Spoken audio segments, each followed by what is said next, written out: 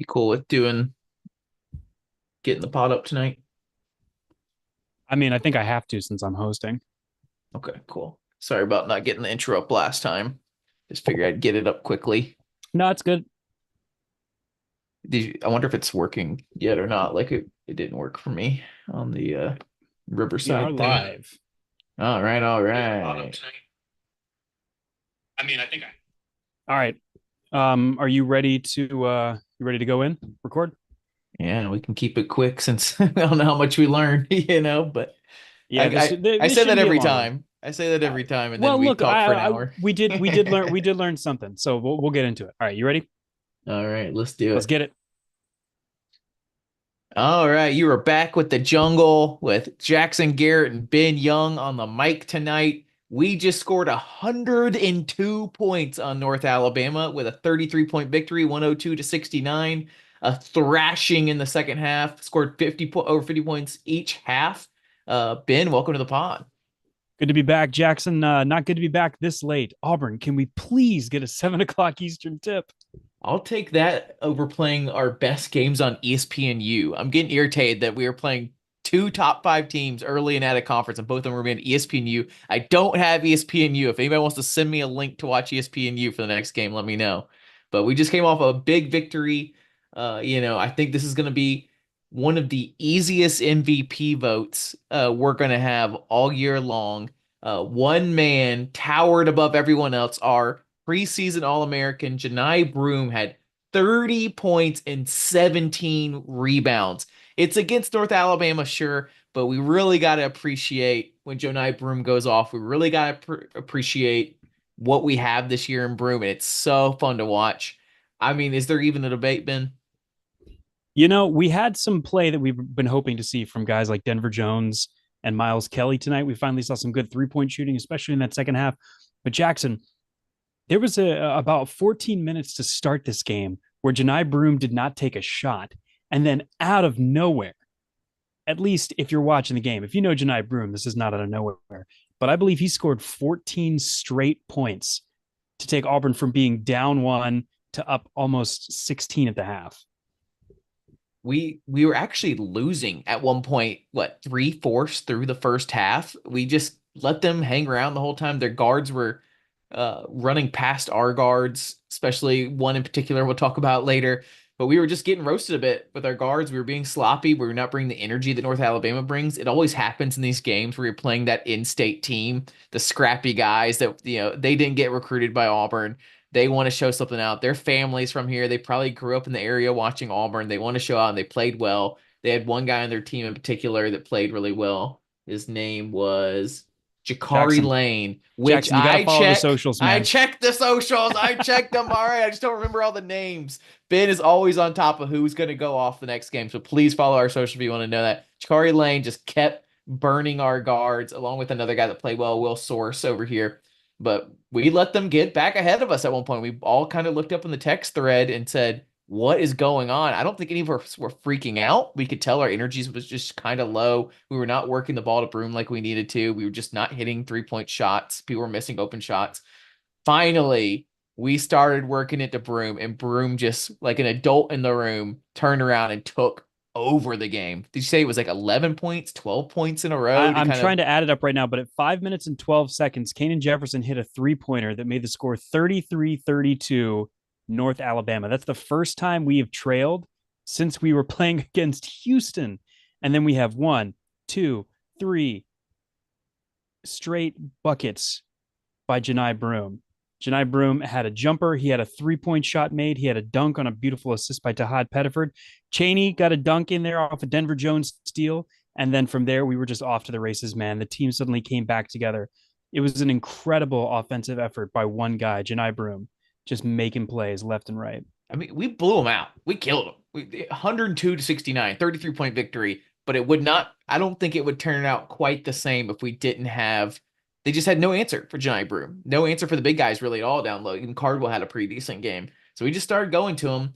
Sad part is we have a game like this against a inferior talent team, they're going to be smaller, they're going to be slower. You might have some scrappy guards like they had, but we're going to be able to bully them. So what I'm watching is, can our guards make a statement? Can they hit their open shots? Can they play? Do we shoot good percentage wise the entire game? And we did not. We near the end we started hitting a lot of threes and things, but we did not play that well. I also Well, look now for hold on. players I'm that gonna stop you there because during the beginning we actually did have a couple of guys that really stood out in the early on. Chad Baker Mazar once again hit our first bucket of the night tonight. He finished 3 of 6 from 3 point land. He was 4 of 7 from the floor with 12 points. Denver Jones 3 of 5. Finally, an incredibly efficient night from him, including 2 of 2 from the free throw line, which I know you loved. He was banging inside. Denver Jones was key early, but Jackson, I believe for the first time this season, all 5 starters in double figures. Janai Broom, 30 points. Dylan Cardwell, 12 points. Chad Baker Mazara, 12 points. Miles Kelly, 12 points. And Denver Jones, 13 points. So you're right. It did take a little ways down the stretch for us to get hot. But our guys, the people that we would consider our scoring options on this team, all showed out tonight. you're not going to get this very often because you're not going to get Dylan Cardwell in double figures very often. He's in the starting lineup. So he had 12 points. Even he was going at their guys underneath the basket and dribbling into things and making plays because they did not have the horses down low at the 5 position or in the paint to take care of business. So that's a big reason why Broom went off. Have some comments here of who people think the MVP should be. TG Rogan 21 says Broom. End of discussion. Drummer Drew says, yeah, it has to be Broom. Haha. Ribbon Whiskey says me, Janai. AU Bear who went to bed at the under 12 timeout is Janai. It's not really an argument tonight. Is Whips and Whiskey? I guess they talk. I don't know. He commented for AU Bear, which I've never seen before. GameBuster0703 said, just like almost every game, it starts and ends with Janai Broom, which is so true. That's our Reddit people there. If you're in the YouTube and have any thoughts on Janai Broom or any other MVP discussion, let us know. But Hey, we I, got we got one guy in the YouTube chat. Listener Ryan N. I don't know if anybody's familiar with this huh, guy. huh. Says, "Pack up the plane, baby. We are headed to Maui. We learned we could not care about a game and still hang a 100-piece chicken McNugget meal. Boy, ain't that the truth. 102 to 69. Nice. We are something special this year. It was never really in doubt, even when they went up to midway through the first or whatever it was. But I think we can go ahead and crown because there are some things I think we can learn from this game and talk about. And so we're going to go ahead and crown our All-American Janai Broom for MVP, his first of the year. He probably deserves another one, but we just we end up having too high expectations for him. And when he went Superman tonight, that's what we expect him every night. So good job. 30 points, 17 rebounds. Seeing him be this dominant against North Alabama, a man amongst boys out there, makes you remember how freaking special that Walker Kessler, or I think Walker Kessler got 2 triple doubles, right? Absolutely insane that Janai can dominate that badly tonight and still he got his double double, 30 and 17, but he had 3 blocks, which were also amazing. It's just insane that Walker Kessler had 2 different games where he went off for that much. Well, Walker Kessler was getting his 3 point, his triple doubles with the block party. Don't forget, he would block between eight Yeah, and no, ten shots a it's game. Janai freaking Broom finished with insane. 3 blocks tonight. A really excellent stat line from him. And in one of the stats of the game, Janai Broom only had 1 turnover, but as a team, we finished with 11 turnovers to 25 assists. Shout out Matt Donaldson. We know you love those stat lines. Now I'm feeling amazing about Broom and Cardwell, of course. Good about Chaney Johnson. He's playing better than I expected him this year. CBM's my boy. I know he's good for this kind of thing. You talked about him already. He plays consistently good at three of 6 from 3 point land, 12 points. He usually just a solid guy. I think he's got something special there. I think he's going to win us some games for sure. It's our guard play that I'm most worried about or wondering if we're supposed to be a top 5 team, a great team, we're going to need a dude at guard. I said it last year when we played a very similar style where we just didn't have a dude at guard. Our options are basically Denver Jones, Miles Kelly, and Tahad Pettiford. JP McGee is just not cutting it right now. We can get deeper into that. But that's what I was watching. I wanted to see if those guys were going to hit open shots. They did not early. Denver Jones luckily started driving the ball a bit, had a great drive through contact on a shorter point guard. They got some points, and then he finally did start hitting some threes. He went 13 points, 3 of 5 from 3. He was probably the most consistent one when it actually mattered. He's still probably the guy I'm going to count on. I've been watching to see if any of these games of Tahad Pettiford can show what he did during the Houston game, and he has not so far. And I'm kind of on the 5-star freshman watch where I said let's not freak out about it. We'll see if he turns something on special in against better opponents. He clearly has the athleticism, where he can play good defense. He could hit an open three.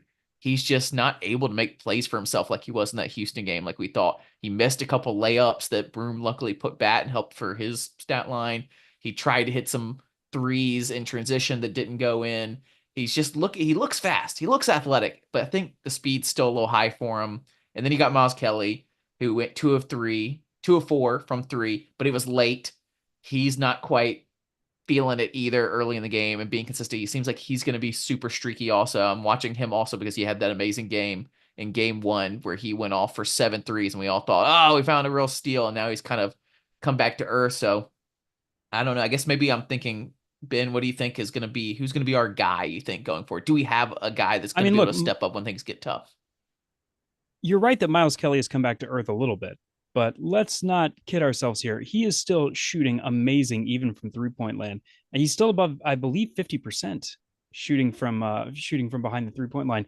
But the problem that we're seeing with Miles, and we're seeing this a little bit with CBM, Matt talks about this all the time. These guys are getting the corner turned on them, and we're just out of alignment, particularly early on in defense. I don't know how much more Bruce needs to see to understand that the lineup that he's rolling out with Dylan Cardwell starting at the 5 and Janai at the 4 is just not doing it. I mean, Janai did not take a shot for almost 14 minutes in this game. Obviously, some of that's going to have to do with how these teams key off against him, but that's not going to be a recipe for success for us going forward. We know we got a dude. His name is Janai Broom. He wears number 4 for us out there, and we got to get him the ball early. I think we asked a lot of Denver tonight playing the point guard, and in a lot of ways he responded. He finished with 9 assists tonight. I believe that's a career high in an Auburn jersey for him.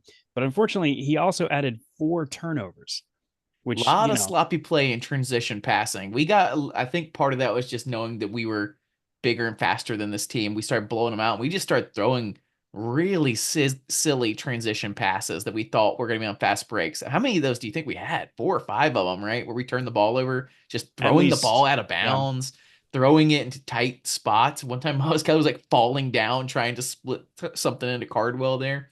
So I I think think the we just tricky we just part, got sloppy. yeah, and the tricky part about teams like this is North Alabama is not going to play you in the way that a really good team like Houston is going to play you, right? Because they know they don't have the horses. They have to stay in front of number 4, and they have to be disciplined and get back and let you run your half court set. Houston's going to press, and they're going to leave you some opportunities to try to get fast break points. Same thing. We're going to see that in Maui in that first game against Iowa State. Iowa State's going to press almost as much as we do, and there's going to be the opportunities to get those runouts. So it makes sense to try to practice that. But a team like North Alabama is going to be playing us so conservatively and so determined to protect the basket that those opportunities are just not going to be there. Connor Feemster says, Broom hit some free throws. I know that's Ben loves to see that. And Sam Smalley said, I think, let me know, Sam, if I'm saying your last name right, because you've been coming in a lot. Smalley. Denver CBM Kelly showed how good our guard play is this year, 12 of 21 from the floor and 14 assists. That's good to hear. I'm still a little concerned of our guard play to know if we have a dude when it matters. I think we thought we had it with Pettiford there for a minute that like, hey, if things get tough, if Broom's getting double teamed, we have a guy that can go make a play. Right now, I'm not super confident any of our guards can make plays when it matters. Denver Jones is a really solid guy, great defense, can hit an open three, can drive the ball. I just don't know against the best of the best if he's going to go out there and make a play at the buzzer. Well, But and let's we'll see. remember, we're still only 5 games into this very young season. We got a bunch of tough challenges coming up where we're going to learn a lot about this team over the next couple of weeks. We got 3 tough games in Maui coming up, and then don't even have time to catch our breath before we're going back to Cameron Indoor against a top 10 Duke team. Connor also asked if we're going to do a Maui overview, and I think we are. I think we're going to keep this review of this game shorter than usual, this breakdown. But we'll go through the roster here real quick. Also, Chris Thomas says War Eagle, what a takeover. Love it, Chris. The other guys to talk about, I guess we've kind of already talked about the starting lineup there. Cheney continues to be solid. Not that the stat line wasn't great, but I felt great with everything he did tonight. Chris Moore still is tough to watch. Big old goose egg all across the box score. But The four personal fouls for Chris Moore tonight. I have 3 over here, so I'm hoping it's 3 and not 4. Well, But in the what they did ESPN to one, Chris Moore is one of the things that we've been worried about teams being able to exploit, which is when they saw 5 on the floor, they made sure to rotate and switch until they could force him onto one of those small, fast guards. So I think that's going to be something to watch going forward is how many teams are able to attack Chris Moore defensively. The big news with that one is less about Chris Moore and more that Howard and Hudson still haven't played. Apparently, they were dressed and prepared to play tonight. I don't know if that's gamemanship or just what's going to happen with the plane incident. It's just such a wacky thing, but I believe whoever was on the pod with me last time brought it up, and we've brought it up in the text message that like this plane stuff, if I'm being optimistic, is the kind of stuff you hear about a championship team or like a Final Four team where you're like, remember that crazy moment? Remember when they were sat out for a while because of the plane? Oh, we've got through adversity, but it seems like every great team has something wacky like that. So I'm hoping that's how we look back on it, that it's wacky. I think this team would be a little different with those guys. It's going to matter a lot more in SEC play that those guys are missing. If they are indeed missing, it's going to hurt even in these first couple Maui games. There's so many important games this out of conference. We got to keep treating them like development for SEC, but it's going to hurt if they come in Iowa State and look a little rusty after not playing 2 games and we lose that or something. But it's just how it is in out of conference. I think The any way you slice it, the less minutes we have to see out of Chris Moore, the better off we're going to be. Let's talk about JP Pagista's game tonight. He looked pretty overwhelmed running the point. He did finish with 3 rebounds. He had a 3-pointer, but only 1 assist. Meanwhile, you got Tahad Pettiford over here, 2 steals, 3 assists, 7 points. I mean, it's almost looking like JP Pagista is now our third option at the point. it's gonna get worse and worse. It feels like at this point, where we took him off the starting lineup and added Denver to be the point guard and brought in Miles Kelly at the 2. Tahad Eve, like this is my dream for Tahad right now, is that his basement is what we saw tonight. A guy that can play tenacious defense and stop the other team's best player because he's just that athletic. And that's kind of what happened. Their guards, their point guards were going off on us, just running past JP Pegues, running past CBM, running past Miles Kelly, and Tahad didn't let them run past them, and that shut down their offense for a little bit. So even when he's not having a great offensive night, if he can play great defense and hit open threes, that's still a pretty good basement for this guy. So hoping that's what we see. He missed a couple layups. The Broom put back. He went 1 of 4 from 3. I texted the group. I'm totally down for him to keep shooting these transition threes, to keep being aggressive and driving the ball for the rest of out of conference because the potential upside of him figuring it out and getting hot and getting confident is great. And the downside is we start telling him in SEC play to just take open shots and pass the ball. He's also had a great pass at one point to Broom, I remember, where he Mm-hmm. drew 2 guys in, threw it into an open Broom that I think Broom finished with a dunk or an easy basket there. So he's showing glimpses. Meanwhile, JP Pegues, not so much. The stat line is bad, 3 points, that's it. We just we just haven't And seen him. he We only haven't scored seen him three put it points. I'm just together yet. reminded because that one 3-pointer was so late in the game too. And I'm not even worried about the offense as much as the defense. He was getting blown by. He just looked so slow out there. He got his pocket picked a couple times against North Alabama. He was the number one point guard in the portal. We took him, and like I guess maybe Trey would be better. Aiden was not going to stick around no matter what because that was just something weird was happening there. But like we kind of went and took the top point guard out of the portal thinking we're going to have a competition and he's just not turning out right now. But that doesn't mean he can't figure it out later. He looked solid in that first game or two. We'll just keep cheering for him and hoping that he gives us solid minutes the rest of the way. Hey, look, he didn't turn the ball over. He continued to be serviceable on defense. Again, we're not going to face guards with this kind of speed. Is he Uh, serviceable on defense? I yeah, felt like that was I a bad listen. defensive game for him. Again, he's forcing guys to take tough shots in a crowded lane. Uh, North Alabama has some incredible guards that scored a lot of points tonight. It's the same way of trying to judge Cheney or Janai's defense against Von Cameron James from last week. You're going to come up against these good players who individually on offense can just get buckets, and you got to learn how to live with that. The tough part for me is watching him bring the ball up the court and in our half court sets just getting completely frozen. Now, again, that improved a little bit in the second half once he got in front of the bench and can get those plays called from the sidelines. But you would expect this fifth-year guy, he's a senior, to be a little bit more polished coming in. And maybe that's just too much expectations for a guy from a smaller school playing in the SoCon to suddenly come and be on an SEC caliber team, in our opinion, a national championship caliber team, and be ready to go day one. So he's just going to be a player to watch continuing going forward. Can he be somebody that puts it together? I think the last thing to talk about, we already touched on it, but I think it'll be a big narrative going forward from everybody else in the Auburn sphere is Janai Broom starting at the 4 position and Cardwell starting at the 5, and just how weird it's just not working right now. Like Ben already brought how long it took for Broom to get a shot, and it's just happening every single night that he is not getting started till midway through the first or late in the first. And it bit us a bit tonight. It bit us against a bat or much lower level North Alabama team, and we were able to get him started, and it just kept, once he got started, we were going to take over the entire time. If we just started like that early, we would have been fine. So I think we just something to watch if they switch that up and starting Broom back at the 5 and starting Chaney Johnson. We need a backup for Chaney Johnson, but we'll see how that goes. I think Ben is ready to talk about the Maui Invitational. We have got some big games coming up. I don't know if you've got it pulled up already over there, Ben, but I know our first game is on ESPNU against top 5 Iowa State. And right now, the ESPN predictor is liking what they see out of Auburn. But I'm telling you right now, Iowa State is going to be a tough matchup. They've won all of their games by at least 26 points. Now, they haven't played a ton of tough competition yet. So they don't have the benefit of being battle tested the way that we do. But they have a ton of guys playing a ton of minutes. They have 5 players averaging double figures right now. As a team, they're shooting just under 33% from 3-point land. So maybe that's an opportunity for us, but that's also something you're going to see playing this lower tier competition. They're going to give you that 3-point line. From the field, they're shooting almost 48%, and they're averaging nearly 11 steals a game. So they're a very, very aggressive defense, and they're a high rebounding defense. They're averaging almost 39 rebounds a game. So it's going to be a tough matchup. Ryan likes to call these dogfights, two really good defensive teams. It's going to come down to who can hit their open shots better. We're playing another team similar to Houston, it feels like, in both prestige and the way they play, that they're just going to play scrappy, and we're going to have to, like you said, dogfight situation. We'll see who's actually hitting shots in this one.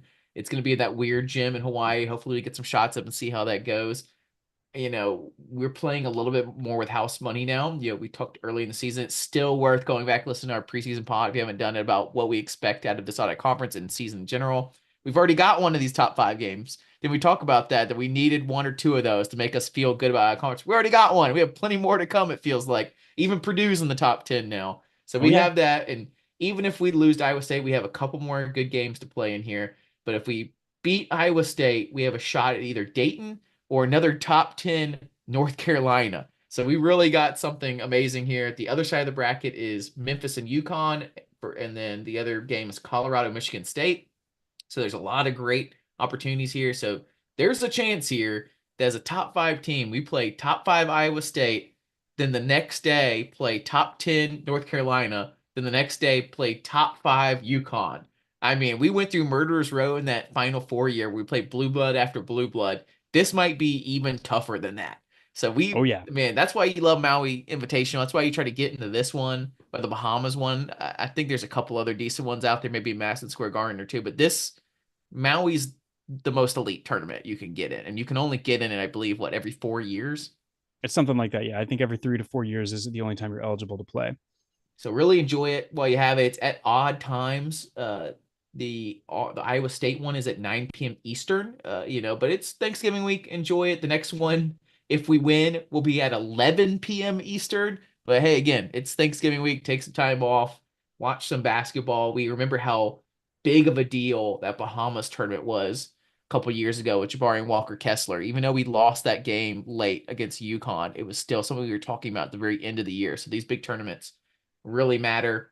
If you're going out to Maui, please let us know. We would love to hear some, or even pass you some social media creds so that you can post some things, or at least like come on and tell us about it, text us about it, whatever. We don't get these opportunities every year in the golden age of Bruce Pearl basketball.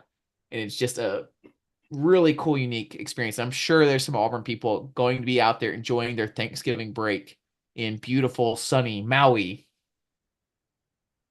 Ben, Aloha, Jackson. Aloha. yeah. See if we have anything else here in the chat. Chris says, if we can work this inside out game, hit shots, we will be unstoppable. Yep, definitely. We've seen Broom's passing abilities get a lot better over the time. He was just so dominant tonight, he didn't even need to look for it. His left hand is just unstoppable.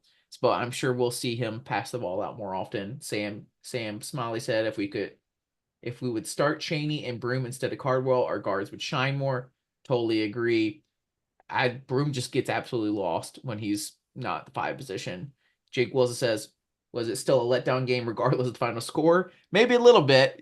Really, these games are going to be a win no matter what. If we lose them, it's a huge upset. We saw them almost try to jinx us on talking about our out of conference streak, which I took a picture of because it's so impressive. We forget how impressive it is. We are the nation's leading team in non-conference winning streak at home. We have 56, Drake at 47, so almost 10 above anybody else. Baylor at 40, Texas Tech 33, and Texas 33. A lot of Texas teams in there, but just keep enjoying some of these crazy stats. Matt loves these crazy stats. He's always got one in his pocket, so I'm glad I could provide something there along with the team from ESPN. And the last one was Chris Thomas said defensive letdown game in the first half. Offense was solid in both. Ben, any other thoughts on the game? Anything else you want to talk about? Jackson, I just have one question for you. You Mm-hmm. having fun? I'm having a lot of fun, Ben. I'm having the best time out here. Whoa, Eagle! Hey, Hey, War Eagle, everybody. all right, we busted Nice. right through that one. What was that? Would be like 17 minutes. Time will tell. That's I all you would. need. This one. I mean, people are barely going to want to listen to this one anyway. It's like Ryan said. There's only so much we could learn from this. We're They're getting going to more look at the people in stats. this. They're going to be like, oh, Broom dropped 30. Nice. We're getting more people in this YouTube chat here. We got a couple people. Feel free to Oh, ask us shout some out. questions or add anything in here. We didn't bring up what our status is going to be for Maui. If we still don't know ourselves. So it's probably a good thing we didn't bring it up. But We're going to try to go live after every game. We think we've got it scheduled out. Right now, Matt and I are planning to go live with a special guest post Iowa State. And then I think it's really going to depend on what the matchups wind up looking like. If we have a matchup against North Carolina, if we can get past Iowa State and be playing for a shot at UConn, I believe the Norman brothers are looking at hopping in. the And better then, the better we do in the tournament, the more likely people are going to want to jump on and yeah, make a pod about it. But I don't usually we think. do a big recap each tournament. Yeah. We try to do, especially these ones that are going to go for multiple games, like the Legends Classic in Cancun. I think it was just 2 games back to back. It's like win 2 games, you win the tournament. So it's a little different. And obviously, we can't do the live content. I was re-listening to me and Jackson Man on the streeting from last year. Man, that was fun. If we were down in Auburn, we'd get into more crazy stuff. We couldn't see. We tried to All have day. student correspondent Max Plexico back in the tent city.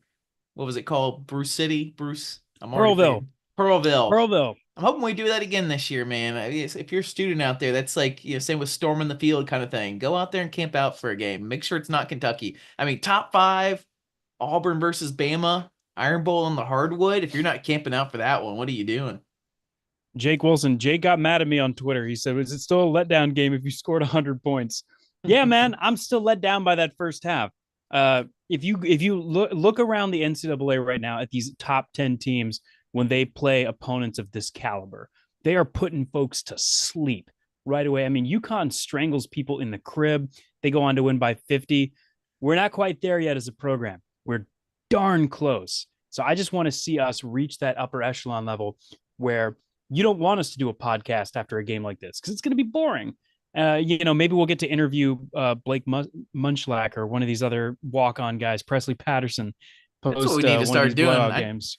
We're all a little busier than we were in the past. I used to line up a lot more of these interviews with coaches and things. Let us know if you guys still want some coach interviews and stuff. We can still get it done, but maybe We that's got how we some we should got be some doing. former players that are we got some former players that are playing footsie, so stick around. Make sure you're subscribed. Yeah, we might need to. We've tried it before. Shout out to Zep Jasper. Come on, we've asked. He's said he's going to come on several times and just Zep hasn't. Zep keeps saying yes and then just bounces, man. Yeah, It's probably so because he's in Argentina or wherever the heck he's playing professionally. we'd love to get a Zep Jasper jersey wherever you're at, Zep. We'd love to support you, my man, and send people your way. Come on the pod, let people know what you're up to. Say with Malik Dunbar, we'd love to hear you on the pod if you can come after some game. It would be amazing. Ain't We no got way, some ain't post no way game, Malik's in so this chat, but Malik has expressed interest about coming on. All right, y'all. I got to get this podcast up. Good chatting with you, Jackson. Warrior will be Warrior brother. back after every